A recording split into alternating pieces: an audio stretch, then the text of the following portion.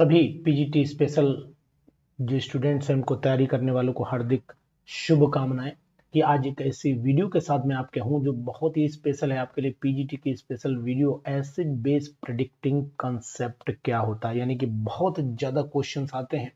इसका अगर क्वेश्चन देखेंगे तो मुझे जहां तक आइडिया है वो सन 2009 में भी इसका क्वेश्चन था, 2010 में भी क्वेश्चन इसका था, 2013 में भी क्वेश्चन 2013 में भी क्वेश्चन था, 2016 में एग्जाम हुआ था उसमें भी क्वेश्चन था, 2021 में भी क्वेश्चन था। यानी कि ये लगातार इन ईयर्स में क्वेश्चन इसको मिलते रहे। तो फिर आप ये मान लीजिएगा कि ये वीडियो से क्वेश्चन सन 2023 में पेपर होने वाला, इसके अंदर भी वीडियो का क्वेश्चन मिलना चाहिए। यानी कि मेरा मानना सिर्फ ये है कि अगर आप ये वीडियो पूरी देखते हैं, ध्यान से समझते हैं क्वेश्चंस को और करते हैं प्रॉपर वे में तैयारी, तो फिर मान के चलिए कि अब आपका सपना ये वाला जरूर साकार हो जाएगा। 2009 मैंने बताया कि 2010 में भी क्वेश्चन था, पेपर उठाइए चेक कर लीजिए, 2013 में भी क्वेश्चन था, 2000 आपका 16 में जो एग्जाम हुआ था उसमें भी था, और 2000 आपका 21 का एग्जाम हुआ था उसमें भी क्वेश्चन था। तो ये सभी क्वेश्चन आपको दिखाई देंगे, आप चेक करिए, उठाइए और अब समझिए कि आखिरकार ये वीडियो आपको क्या बताना चाह रही है। देखिए, प्रेडिक्ट करने के लिए कोई ऐसा सिक्का तो है नहीं कि तुमने ऐसे पता लगा यहाँ पर हमारे हाथ में ये सिक्का है, इस तरीके से हमारे हाथ में अगर मान लीजिए कोई इस तरीके से हमारे हाथ में ये कोई सिक्का हम लिए जा रहे हैं और सिक्के को हम उछालते हैं, सिक्के को हम उछालते हैं, तो ये हमारे हाथ में सपोज कर लेते क्वाइन है, और इस क्वाइन को अगर मैंने उछाला, यहाँ पर हेड होगा। अगर ये क्वाइन उछलता हुआ गिरा और आपने कहा साहब हेड आया, कि एसिड होगा, एसिड होगा कि ये बेस होगा, इसको प्रिडिक्ट करने का कोई मंत्र नहीं है, लेकिन हाँ तरीका है। अगर कंसेप्ट क्लियर होता है तो फिर क्वाइन आपको जरूर ये समझाएगा कि आखिरकार वो एसिड कौन सा होगा और बेस कौन सा होगा। तो जो प्रेडिक्टिंग ट्रेंड्स हैं एसिडिटी के, सबसे पहले मैं उनकी बात करूंगा। तो जो प्रेडिक्टिंग ट्रेंड्स हैं वो क्या है वो मैं आपको बताऊं। सबसे पहले तो मेरा हेडिंग बन जाता है यहाँ प्रेडिक्टिंग ट्रेंड्स बन जाता है। प्रेडिक्टिंग ट्रेंड्स का मतलब हुआ कौन से तरीके से, कौन कौन से पॉइंट्स को हम याद रखेंगे trends to know the acidity, यानी कि टू फाइंड द एसिडिटी, या इन एसिडिटी कर दीजिए, इन एसिडिटी ऑफ ऑर्गेनिक कंपाउंड। तो ये बात आपको ध्यान देनी पड़ेगी। सबसे पहले तो पॉइंट नंबर 1 की बात आती है। पॉइंट नंबर 1 क्या कहता है वो भी आपको बता दे रहा हूं। पॉइंट नंबर 1 की बात कर लीजिए। पॉइंट नंबर 1,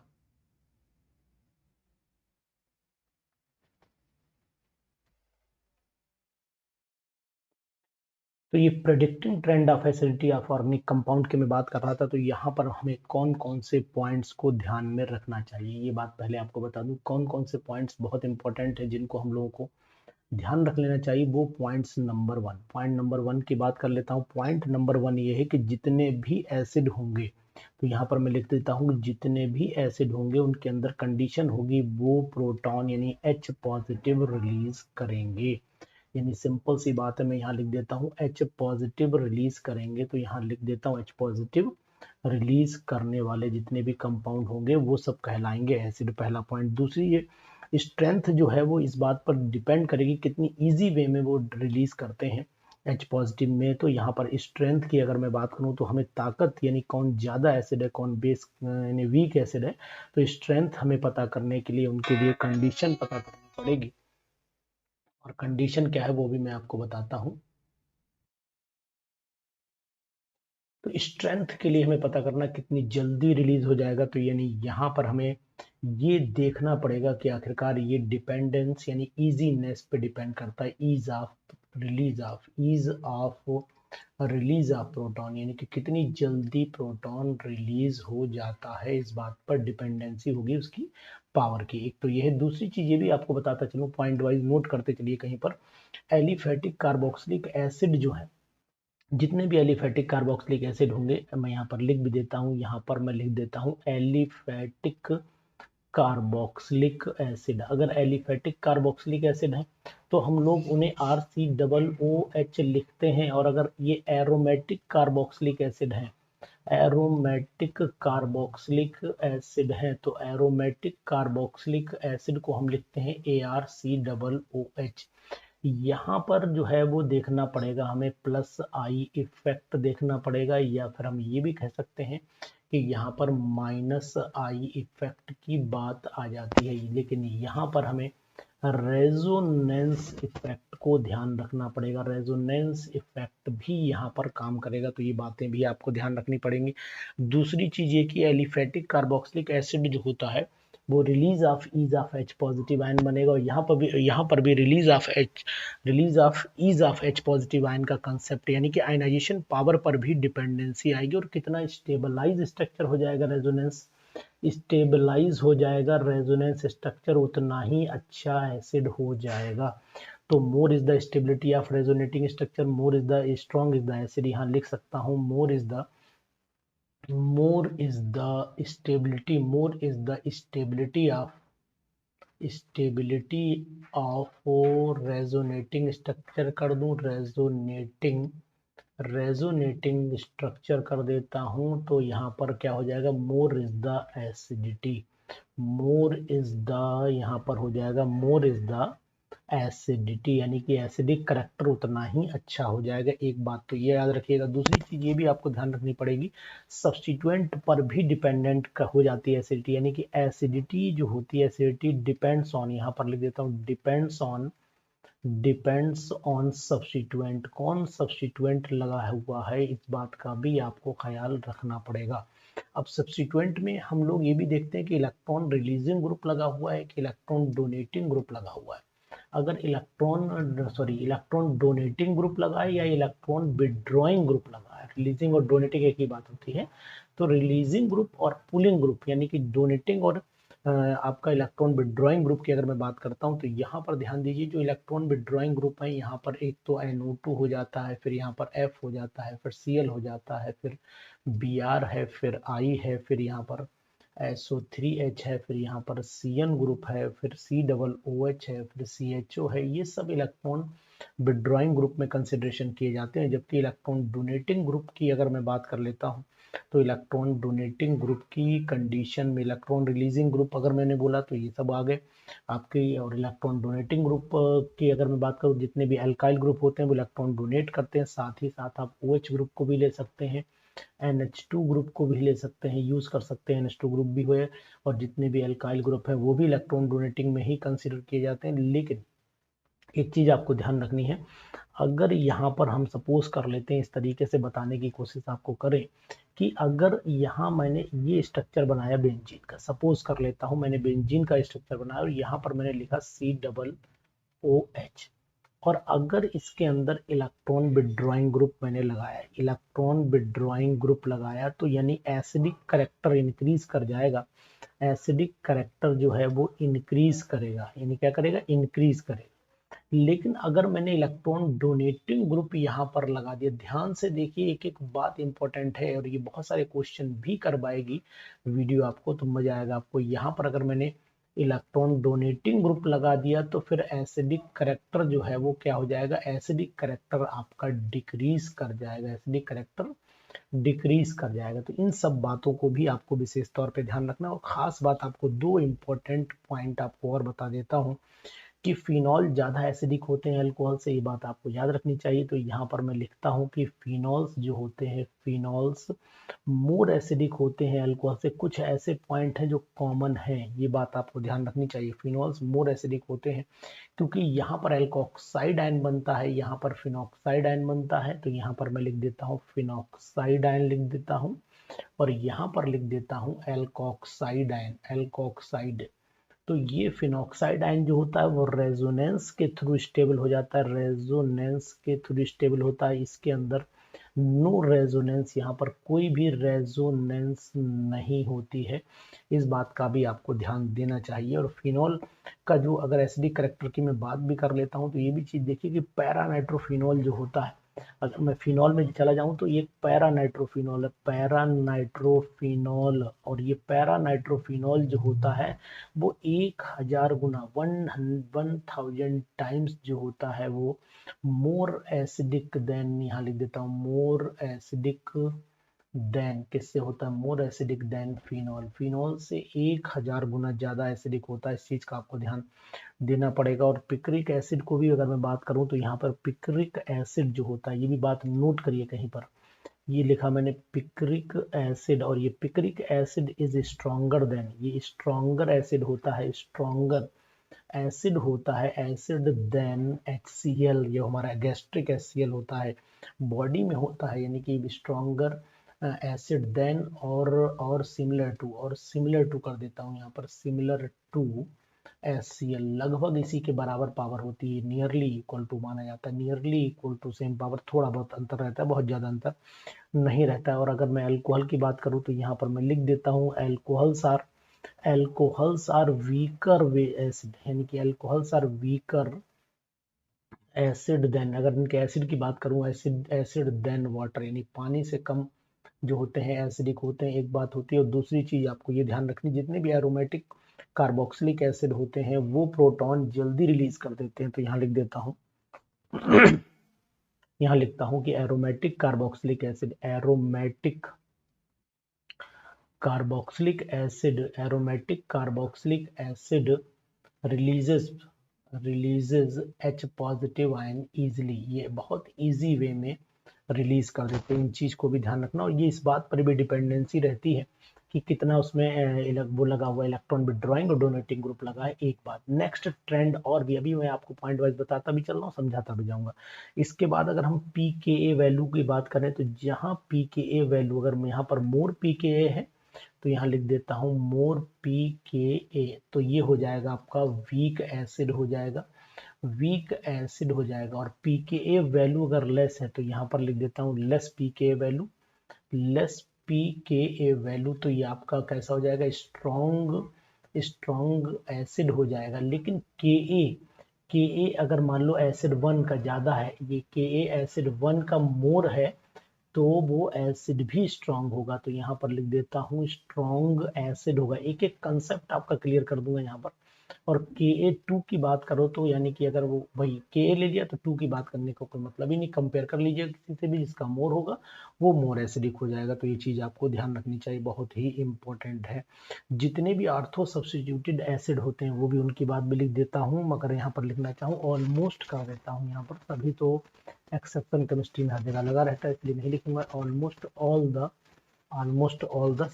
कौन से लिख देता हूँ, ऑर्थो सब्स्टिट्यूटेड है, all the ortho substituted all the ortho substituted carboxylic acid are, क्या होता है, स्ट्रॉन्गर हो जाएंगे ना, are stronger than than benzoic acid जो भी होगा हमारा, तो यहाँ पर लिख देता हूँ बेंजोइक एसिड, है ना, इससे आप समझ लेंगे। तो यहाँ पर ये मैंने कुछ पॉइंट बताए, अब हम लोग एक एक क्वेश्चन के हिसाब से चलते हैं। जैसे कि अगर मान लीजिए हम लोग ये जाने कि क्या एसिटिक एसिड जो होता है वो स्ट्रॉन्गर होता है इथाइल अल्कोहल से, नंबर 1, पॉइंट नंबर 1 की बात कर लेते हैं। ये हमारे पास में कार्बोक्सिलिक एसिड है और ये हमारे पास में ROH है, तो इन दोनों में अगर एसिडिक करेक्टर की बात करता हूँ तो यहाँ पर RCOOH को जो है वो आयनाइज करना पड़ेगा, और आयनाइज करने के बाद ये बनाएगा RCOO नेगेटिव बनाएगा और H पॉजिटिव बनाता है। जबकि अगर मैं अल्कोहल की बात करता हूँ तो अल्कोहल जो बनाएगा वो RO नेगेटिव और H पॉजिटिव, दोनों ने H निकाला है, मतलब दोनों एसिड हो सकते थे, लेकिन दोनों एसिड है। लेकिन अगर मैं कार्बोक्सिलेट आयन को देखता हूं तो कार्बोक्सिलेट आयन यहाँ पर रेजोनेटिंग बनाएगा, ये बॉन्ड इधर शिफ्ट करिए, इधर शिफ्ट कर दीजिए, तो नेक्स्ट कंडीशन आपकी R हो गया, यहाँ पर C हो गया, यहाँ पर डबल बॉन्ड O, इस पर नेगेटिव आ गया। अब ये बहुत तेजी से, यानी कि अब इसके जो रेजोनेटिंग हाइब्रिड बनेगा वो ये बनेगा, यहाँ पर रेजोनेंस हाइब्रिड में बना देता हूँ, और पार्शियल नेगेटिव हो गया, यहाँ पर डॉट डॉट डॉट, तो यहाँ पर क्या होगा कि H पॉजिटिव कंफ्यूज हो जाएगा कि हम यहाँ जुड़े H पॉजिटिव कंफ्यूज होगा कि हम यहाँ जुड़े या यहाँ जुड़े, तो उसमें ये ज़्यादा एसिडिक हो जाएगा, जबकि यहाँ पर जो होगा ये रेजोनेटिंग स्ट्रक्चर नहीं बनाता, नो रेजोनेंस। जब इसकी रेजोनेंस नहीं बनेगी तो मतलब ये हुआ कि इसका एसिडिक करेक्टर वापस H पॉजिटिव जो है इससे खट से जाकर के H पॉजिटिव इससे जुड़ जाएगा, तो इसका एसिडिक करेक्टर डाउन हो जाएगा। एक तो चीज आपको ये ध्यान देनी पड़ेगी। दूसरा, अगर हम लोग कोई भी ग्रुप ऐड कर लेते हैं, मान लीजिए सपोज कर लेते हैं कि अगर मैंने कार्बोक्सिलिक एसिड का कोई कंपाउंड लिया है, सपोज किया मैंने ये लिया R, चलिए R की जगह मैं यहाँ पर Cl लगा देता हूँ, Cl ले लिया, यहाँ मैंने CH ले लिया, यहाँ COOH ले लिया, इसके बाद मैंने यहाँ 2 Cl जोड़ लिए, 2 Cl जोड़ लिए, तो यहाँ पर RCH COOH मैंने लिख दिया। फिर इसी तरीके से मैंने 3 Cl, तो ये मैंने मोनोक्लोरो और ट्राइक्लोरो एसिटिक एसिड का एग्जाम्पल लिया हुआ है।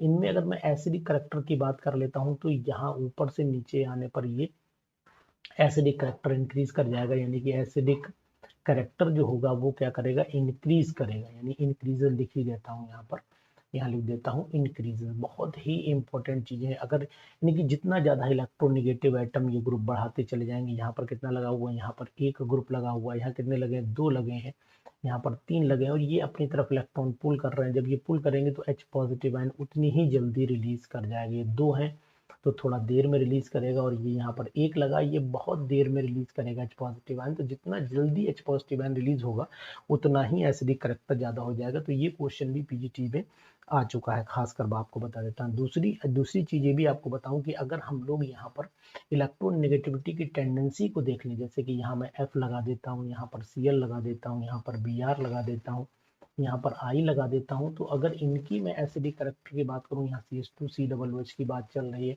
यहाँ पर भी CH2COOH की बात चल रही है, यहाँ पर भी CH2COOH की बात चल रही है, यहाँ पर भी CH2COOH की बात चल रही है, तो यहाँ पर एसिडिक करेक्टर डिक्रीज कर जाएगा, यानी डिक्रीजिंग ऑर्डर हो जाएगा। किसका डिक्रीजिंग ऑर्डर, एसिडिक करेक्टर का हो जाएगा, क्योंकि इलेक्ट्रोनेगेटिव पावर डिक्रीज कर रही है, यानी कि इलेक्ट्रोनेगेटिविटी जो है वो क्या कर रही है, डिक्रीज कर रही है। ये बात आपको ध्यान देनी पड़ेगी। एक फैक्टर और भी बहुत काम करता है जिसका नाम है डिस्टेंस। अब डिस्टेंस वाला फैक्टर एक जगह और काम करेगा। अगर मान लीजिए Cl मैंने यहाँ लगा रखा है, F लगा सकते थे, ये एसिडिक थोड़ा कम होगा, अगर ये एसिडिक थोड़ा ज्यादा होगा। और इसी तरीके से अगर मैं यहाँ पर भी CH लगा लेता हूँ, Cl, और ये लिख दिया मैंने CH2COOH, तो ये थोड़ा कम एसिडिक होगा COOH, और ये सबसे कम हो जाएगा क्योंकि बेचारा Cl जो है वो बहुत दूर जा चुका है, ये बहुत दूर चला गया। तो ये कौन सा ऑर्डर लगा है, सबसे स्ट्रॉन्ग ये हो गया, उससे कम ये हो गया।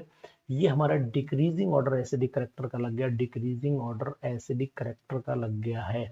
कारण क्या है इसका, कि जितनी ज्यादा दूरी इलेक्ट्रोनेगेटिव एटम की बढ़ती चली जा रही है, उतना ही एसिडिक करेक्टर जो है वो हमारा क्या होता चला जा रहा है, वो हमारा वीक होता चला जा रहा है। ये बात भी आपको ध्यान देनी पड़ेगी।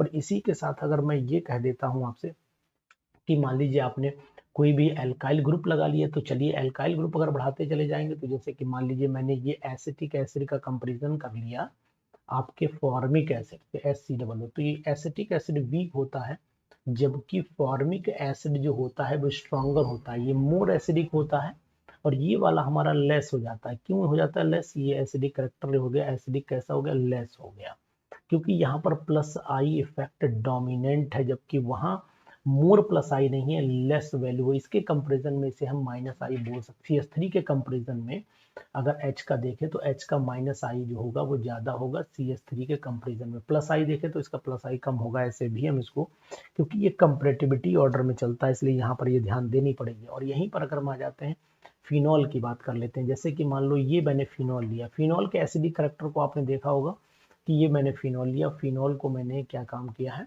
कि इसको एनाइज कर दिया। जैसे इसको एनाइज किया तो मैंने यहाँ पर फिनॉक्साइड आयन ये बनाया, ये भैया फिनॉक्साइड आयन बना दिया, तो ये फिनॉक्साइड आयन बना, साथ में बना H पॉजिटिव आयन। लेकिन फिनॉक्साइड ये H पॉजिटिव आयन इससे कंबाइन नहीं कर पाएगा। कारण क्या है कि जो ऊपर इलेक्ट्रॉन आपको जो दिखाई दे रहा है वो इलेक्ट्रॉन रेजोनेंस में चला जाएगा, ये बॉन्ड यहाँ आएगा। अब H पॉजिटिव बेचारे इंतजार करें बाहर, कोई दिक्कत नहीं है, करने दो इन्हें इंतजार। तो यहाँ पर ये आ गया आपका नेगेटिव आ गया, यहाँ पर डबल बॉन्ड O हो गया। ये अब आप जान रहे हैं कि आगे एंड सो ऑन बना ही लेंगे रेजोनेटिंग स्ट्रक्चर। तो रेजोनेटिंग स्ट्रक्चर से हमें ये समझ में आ रहा है कि रेजोनेटिंग स्ट्रक्चर हमें ये बता रहे हैं कि जो H पॉजिटिव आयन है वो लंबे समय तक सॉल्यूशन में रहेगा। लंबे समय तक सॉल्यूशन में रहने का मतलब ये हो गया कि उसका एसिडिक करेक्टर जो है वो क्या हो गया, वो वो बहुत ज़्यादा हो गया लंबे समय तक, यानी कि ईजी अवेलेबिलिटी हो गई। यहाँ पर मैं लिख देता हूँ ईजी अवेलेबल है, इजी अवेलेबल है, तो इसका मतलब मोर एसिडिक हो गया, मोर एसिडिक हो गया। जबकि अगर मैं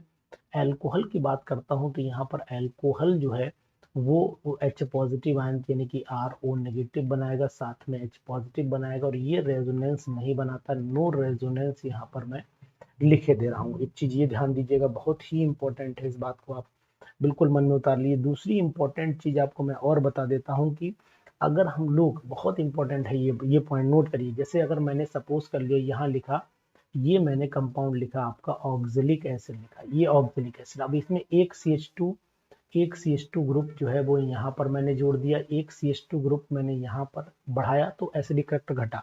जैसे एसिडिक घटा फिर एक और जोड़ा, फिर एक मैंने जोड़ दिया, फिर यहाँ पर COOH लिखा मैंने, फिर यहाँ पर C डबल। जितना ज्यादा मैं CH2 जोड़ रहा हूँ उतनी ही आप कंडीशन नोटिस कर रहे होंगे कि उसका एसिडिक करेक्टर घटता चला जा रहा है। बहुत इंपॉर्टेंट ट्रिक है साहब, याद कर लीजिए, आप याद कर लीजिए, बिल्कुल छोड़िए नहीं। जितना ज्यादा आपने बढ़ाया, यानी जितना ज्यादा आपने CH2 बढ़ाया उतना ही एसिडिक करेक्टर जो है वो डिक्रीज कर गया। तो यहाँ पर मैं लिख देता हूँ डिक्रीजिंग ऑर्डर ऑफ, है ना मुझे, decreasing order of acidic character की मैंने बात बताई। एक क्वेश्चन तय है, एक क्वेश्चन बिल्कुल तय है, मिलना बिल्कुल फाइनल है, तो इसको ध्यान दीजिएगा। और यहीं पर अगर मैं कंपैरेटिविटी एक चीज की और कर देता हूँ, वो भी आप समझ लीजिए कि अगर सपोज कर लो कोई ये कहता है कि ये बताओ कि F लगा है, Cl लगा है, सल्फर लगा है, तो कौन, तो F तो ज्यादा इलेक्ट्रोनेगेटिव होगा, बता ही देंगे आप, है ना। अगर मान लो इथेन का ऑर्डर आ जाए पेपर में, सपोज कर लो CH3 आ गया, सिंगल बॉन्ड CH3, ये कम एसिडिक हो गया। इसके बाद अगर मैं एल्कोहल को देखता हूँ तो ये एल्कोहल में कोई भी ले लो, यहाँ ले लो CH3 CH2OH, ये इथेनॉल ले लो, मोर एसिडिक हो गया, है ना ये। और इससे ज्यादा एसिडिक कौन हो जाएगा, इससे ज्यादा फिनॉल को आपने बनाया था तो यहाँ फिनॉल बना सकते हो, ये फिनॉल मोर एसिडिक हो गया। और इससे भी ज्यादा होगा तो कार्बोक्सिलिक एसिड में, मतलब एसिटिक एसिड इससे ज्यादा स्ट्रॉन्ग एसिड माना जाता है। ये चीज आपको ध्यान देनी चाहिए, जो बहुत इंपॉर्टेंट है। अब मैं एक ऑर्डर और जो पेपर में आ चुका है उस ऑर्डर को भी ध्यान दीजिए। ये ऑर्डर बिल्कुल फिक्स है, ये पीजीटी के ही ऑर्डर हैं, और जो आना और आना लगभग लगभग तय हो जाते हैं। तो यहाँ पर अगर मैं ध्यान देता हूँ तो ये मैंने लिखा बेंजाइल अल्कोहल, बेंजाइल अल्कोहल का मतलब अल्कोहल हो गया, ये कम एसिडिक हो जाएगा। जबकि इससे कम, इससे थोड़ा सा ज्यादा हो जाएगा क्रीसॉल, यानी कि यहाँ पर मैं OH लगा लेता हूँ और यहाँ CH3, ये क्रीसॉल हो जाएगा। और सबसे कम तो ये हुआ, और सबसे ज्यादा अगर मैं इनमें कार्बोक्सिलिक एसिड लगा देता हूँ तो कार्बोक्सिलिक एसिड तो अल्टीमेट पता ही है आपको, सबसे ज्यादा एसिडिक होते ही हैं। ये चीज भी आपको ध्यान देने वाली है। तो ऐसे कुछ पॉइंट हैं जो आपको एग्जैक्ट याद रखने हैं। जैसे मान लो पेपर में आ गया साइक्लोहेक्सेनॉल आ गया, उन्होंने ऐसे बना करके दे दिया कि भैया ये एक ऑर्डर ये लगा हुआ है। इसके बाद अगर मैं देख लेता हूँ तो फिर फिनॉल लगा लो, लेकिन फिनॉल में ग्रुप इसे और डाउन करोगे, कैसे डाउन करोगे, एक एल सपोर्टिंग ग्रुप लगा दो, इलेक्ट्रॉन डोनेटिंग। अब पावर थोड़ी फिनॉल की ले लो, फिनॉल में कोई लगाओ ही मत, तो इससे ज्यादा हो जाएगा। लेकिन अगर इलेक्ट्रॉन विड्रॉइंग लगा लोगे तो और ज्यादा एसिडिक हो जाएगा। तो यहाँ पर मैं लिख देता हूँ OH और यहाँ पर लिख देता हूँ Cl, तो ये एसिडिक करेक्टर आपका इंक्रीज कर रहा है। तो इस तरीके से आप इंक्रीजिंग ऑर्डर में भी आप ये सब चीजें लगा सकते हो। लेकिन अगर मान लीजिए सपोज कर लो यहाँ पर मैंने लगाया, ये यहाँ लगाया COOH लगा दिया, और यहाँ पर मैंने लगाया OCH3, तो ये सपोर्टिंग हो गया ना, ये प्लस आई शो कर रहा है। जैसे प्लस मतलब प्लस M इफेक्ट शो कर रहा है, तो इसके कंडीशन में वीक पड़ जाएगा। और इसके कंपेरिजन में अगर मैं यहाँ पर CH3 लगाता हूँ तो ये इसका एसिडिक करेक्टर बढ़ा देगा, यहाँ पर CH3 बढ़ा दिया। अब चले आइए, इसी तरीके से यहाँ पर मैंने COOH लगा दिया, और ज्यादा हो गया। अब इसमें Cl लगा देता हूँ, तो Cl लगाऊंगा तो और इससे ज्यादा एसिडिक हो जाएगा। बहुत ही इंपॉर्टेंट वीडियो है ये, क्वेश्चन लगभग मिलना तय है। अगर ना आए तो बताइएगा, सब कोचिंग बंद। क्वेश्चन एक डेफिनेट 100% आना है। यहाँ COOH लगा लो, यहाँ पर NO2 लगा दो, तो आया ना मजा। कि अगर हम लोग इस तरीके के कंपाउंड, इस तरीके के जो कंपाउंड है वो पढ़ लें, साथ ही साथ एक और टर्म जो हमको ये जानकारी देता है कि आखिरकार कि इनके ऑर्डर्स जैसे पेपर में पूछ भी ले जाते हैं, अगर इनके ऑर्डर का हमें आइडिया रहे तो मैं उम्मीद करता हूं कि ये क्वेश्चन गलत होने के चांस बिल्कुल भी नहीं रह जाएंगे। 100% ये क्वेश्चन सही करके आप आएंगे। कारण सिर्फ क्या है, कारण ये है कि अगर इस टाइप के क्वेश्चन पेपर में आए और आपने सही किए तो फिर आपका जवाब नहीं कि 100% आपको नंबर, क्योंकि ये क्वेश्चन बहुत ट्रिकी नहीं होते हैं। बस ये याद करने की कैपेसिटी आपके अंदर रहे कि भाई ये हमें कितने लंबे समय तक याद रह पाएंगे, तो ये चीज़ आपको ध्यान रखिएगा, है ना। और दूसरी चीज़ हम आपको और बता देते हैं कि अगर मान लीजिए कार्बोक्सिलिक एसिड चलता है, ये कार्बोक्सिलिक एसिड मैंने लिखा है यहाँ पर, बेंजोइक एसिड लिख दिया, ये बेंजोइक एसिड है। अब इस बेंजोइक एसिड में एक इफेक्ट काम करता है, जिस इफेक्ट का नाम भी आपने सुना होगा, उस इफेक्ट को हम लोग बोलते हैं ऑर्थो इफेक्ट। क्या बोलते हैं? Ortho effect. तो यहाँ पर हेडिंग लिख देता हूं मैं, ऑर्थो ऑर्थो इफेक्ट लिख देता हूं। तो अब ये आखिरकार सबसे पहले ये एक्चुअल में हमारे दिमाग में आता है कि आखिरकार ये ऑर्थो इफेक्ट होता क्या है ना। अब अगर हम ये बताएं कि ऑर्थो इफेक्ट क्या होता है, तभी समझ में आएगा कि भाई ऑर्थो इफेक्ट को समझने से पहले ऑर्थो इफेक्ट पता भी तो होना चाहिए कि ऑर्थो इफेक्ट होता क्या है। तो इसके लिए हम आपको बताना चाहेंगे कि ऑर्थो इफेक्ट एक्चुअल में 2-3 इफेक्ट का मर्जिंग माना जाता है, यानी कि अगर 2-3 इफेक्ट को मिला दीजिए तो जाके ऑर्थो इफेक्ट तैयार होता है। तो इसलिए इस ऑर्थो इफेक्ट के बारे में भी अगर हम जानना चाहें तो ये 2 चीज़ों पर डिपेंडेंट हो जाता है, यानी कि अगर इसकी कंसिडरेशन की जाए, इस पे एक एग्जाम्पल हम लोग समझें तो वो ज़्यादा बेटर हो जाएगा। जैसे कि सपोज कर लेते हैं कि मैंने यहाँ पर सपोज किया कि एक ग्रुप लगाता हूँ। ये देखिए सबसे पहले मैंने लगाया यहाँ पर ये COOH लगा लेता हूँ, COOH लगाया मैंने और यहाँ पर OH लगा दिया, है ना, ये OH लगा दिया। इसके बाद में चला आगे, जैसे आगे एक स्टेप चला तो इसके बाद मैंने COOH लगा लिया और अब मेटा पोजीशन पे OH लगा, तभी तो ऑर्थो इफेक्ट समझ में आएगा। पहले कैसे समझ में आ जाएगा? तो अब इसके बाद जो है मैं यहाँ पर OH लगा COOH लगा लेता हूँ वही, और यहाँ पर OH लगा लेता हूँ। तो इसके केस में अगर देखो तो ये सैलिसिलिक एसिड के ही डिफरेंट टाइप्स हैं, तो ये सबसे ज्यादा एसिडिक होगा, ये कम होगा, और ये सबसे कम, पैरा वाला सबसे कम हो जा रहा है। रीजन के साथ बता दे रहा हूँ, अगर मैं pKa वैल्यू को चेक करता हूँ तो इसकी वैल्यू 3.0 आती है। आप लोग भी चेक कर लीजिएगा, मैंने जो पता है वो मैं बता रहा हूँ। pKa अगर मैं इसकी लेता हूँ तो इसकी लगभग 4.1 आती है। मोर pKa लेस एसिडिक माना जाता है, और लेस एसिडिक मोर pKa मोर एसिडिक, और मोर पीके लेस एसिडिक हो जाता है। तो अब इसकी पीके कितनी, इसकी पीके नोटिस की है मैंने 4.5। तो इन सभी को अगर नोटिस करो तो सबसे ज्यादा ये हुआ। तो अब आखिरकार ये हुआ क्यों? अब ऐसे ही मैं NO2 वाले लेता हूँ, तो यहाँ पर चाहे इलेक्ट्रॉन डोनेटिंग ग्रुप लगाइए ऑर्थो पोजीशन पर, चाहे इलेक्ट्रॉन विड्रॉइंग ग्रुप लगाइए, कोई भी ग्रुप लगाइए, ये ऑटोमेटिकली बेचारा ज्यादा ही रहता है, either whether group is electron donating और इलेक्ट्रॉन विड्रॉइंग, यानी एसिडिक करेक्टर जो होगा वो ज्यादा उसी का ही होगा। ये बात आपको ध्यान देनी पड़ेगी। यहाँ पर पैरा की पोजीशन ज्यादा आ गई है और यहाँ पर चल लेते हैं हम लोग मेटा, इसके बाद हम मेटा ले लेते हैं और लास्ट में हम केवल बेंजोइक एसिड लिखे दे रहे हैं। इस चीज का आपको ख्याल रखना पड़ेगा, बहुत ही इंपॉर्टेंट है ये पॉइंट। तो यहाँ पर लिख दिया मैंने। अब यहीं पर अगर आपसे पूछा जाए कि ऑर्थो इफेक्ट क्या होता है, तो ortho substituted benzoic acids are usually stronger than benzoic acid, है ना। Either group electron donating और electron withdrawing group is present as a substituent is called ortho effect. और ऑर्थो इफेक्ट जब चलता है तो इलेक्ट्रॉन रिलीजिंग में OH है, CH3 NH2, OH तो मैंने दिखाई दिया, इसी तरह CH3 दिखा सकते हो, NH2 दिखा सकते हो, जितने भी होंगे वो स्ट्रॉन्गर होंगे देन बेंजोइक एसिड। ये बात ध्यान रखना, बेंजोइक, बाकी कंपेयर नहीं करिएगा किसी से भी, ये चीज आपको ध्यान रखनी पड़ेगी। इसी तरीके से अगर मैं कहता हूँ ऑर्थोक्लोरो जो होता है बेंजोइक एसिड, वो बेंजोइक एसिड से तो ज्यादा होगा ही होगा, साथ में पैरा से भी ज्यादा होता है, ये बात भी आपको ध्यान देनी पड़ेगी। पैरा से भी ज्यादा होता है, ये बात भी आपको ध्यान देनी पड़ेगी। तो ये क्वेश्चंस जो हैं वो पीजीटीज में बहुत आते हैं, तो इसलिए ध्यान देना कि अगर ऑर्डर की कहीं पर बात आती है तो ऑर्डर भी एक मैंने जो आपके लिए नोट किया कि सबसे ज्यादा, यानी प्लस आई ग्रुप सबसे बढ़िया कौन सा, एसिडिक करेक्टर को घटाएंगे ना, तो प्लस आई इफेक्ट आप जान लीजिए, प्लस आई इफेक्ट सबसे ज्यादा कौन सो करे, प्लस आई इफेक्ट बढ़ेगा तो ऐसे मोर प्लस आई हो गया। तो यहाँ अगर प्लस आई मोर है तो एसिडिक करेक्टर क्या हो जाएगा, एसिडिक करेक्टर जो है वो लेस हो जाएगा, एसिडिक करेक्टर यहाँ लेस हो जाएगा। जैसे अगर मैंने ये ग्रुप जोड़ दिया CCH3 का आपका होल थ्राइस, ये टर्ट ग्रुप हो गया, टर्ट ब्यूटाइल बोलते हैं।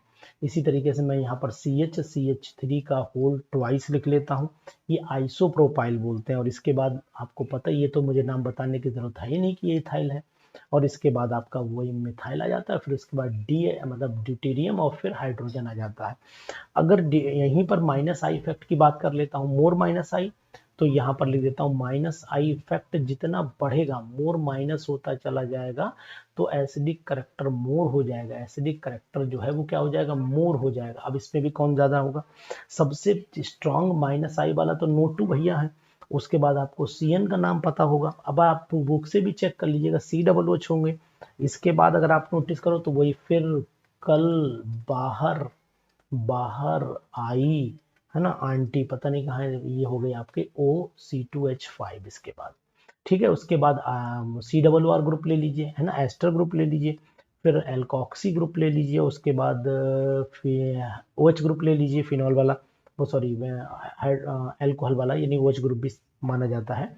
फिर हम लोग ये ट्रिपल बॉन्ड वाली कंडीशन ले सकते हैं, फिर फिनाइल लेंगे लास्ट में, और लास्ट में हम लोग एक और डबल बॉन्ड और बढ़ा लेते हैं, यहाँ पर CH डबल बॉन्ड आपका CH2। इस तरीके के ये ग्रुप भी हमें ध्यान रखने चाहिए। और अगर कॉमनली एक लास्ट में बात करूं आपसे, तो वो बात भी आप सुनते चलिए कि अगर हम लोग RCOOH को नंबर 1 पे रखें कोई बुराई नहीं, अगर हम लोग C6H5OH को नंबर 2 पे रखें कोई बुराई नहीं, उसके बाद हम वाटर को लगा दें कोई बुराई नहीं, फिर एल्कोहल को लगा दें कोई बुराई नहीं, फिर हम लोग लगा देते हैं किसको, फिर ये लगा दिया हमने एल्काइंस को। तो ये हो गया हमारा डिक्रीजिंग ऑर्डर एसिडिक करेक्टर का। तो डिक्रीजिंग ऑर्डर लिख दिया मैंने एसिडिक कैरेक्टर का। तो ये वीडियो आपके लिए वरदान साबित होगी, क्वेश्चन एक तय है बिल्कुल आना 100%। इसी तरीके इसका पार्ट 2 भी आपके पास भेजूंगा, उस पार्ट 2 को भी आप जरूर पढ़िएगा। तो ये मेरे बहुत इंपॉर्टेंट पॉइंट्स हैं जो मैंने आपको बताए और जो आपके लिए वरदान साबित होंगे, तो जरूर पढ़िएगा। और अगर आप नंबर जानना चाहते तो नंबर नोट कर लीजिए 9473702711, ये नंबर हमारा है, और इस पे आप व्हाट्सएप कर सकते हैं, ग्रुप से जुड़ सकते हैं। अरोमा केमिस्ट्री क्लासेस के ऐप पर फुल वीडियो PDF नोट्स के साथ में हमें अवेलेबल हैं, और इस समय मैक्सिमम लोग इसी से पढ़ ही रहे हैं। तो कैसी लगी वीडियो जरूर कमेंट बॉक्स में जाकर के बताइएगा, हम आपके कमेंट का इंतजार जरूर करें। Thank you, bye bye, see you.